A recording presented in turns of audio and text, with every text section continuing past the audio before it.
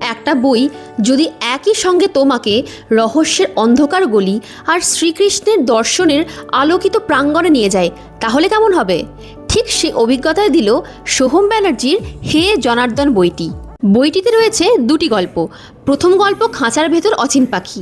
আয়তনে ছোট হলেও তার আবহ অসাধারণ।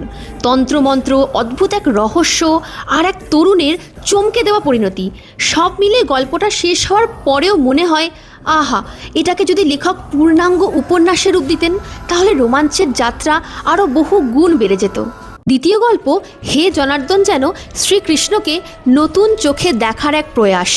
এখানে তিনি কেবল অলৌকিক দেবতা নন, তিনি রক্তমাংসের মানুষও, আবার আমাদের অন্তর্লীন বিবেকেরও প্রতীক। তার জন্ম, কর্ম, রাজনীতি, দ্বারকার ইতিহাস, এমনকি সমুদ্রতলে আবিষ্কৃত ধ্বংসাবশেষ নিয়েও লেখক অত্যন্ত ভাবনা সমৃদ্ধ আলোচনা করেছেন। যদিও কয়েকটি প্রসঙ্গ একাধিকবার ফিরে এসেছে, সেগুলো এক জায়গায় সীমাবদ্ধ থাকলে পাঠ আরও সংহত বলে আমার মনে হয়েছে। ব্যস্ততার মধ্যেও যদি এমন একটি বই খুঁজছো যা অল্প সময়ে ভাবনার অনেক দরজা খুলে দেয়, তাহলে হে জনার্দন অবশ্যই তোমার পাঠতালিকার মধ্যে থাকতে পারে।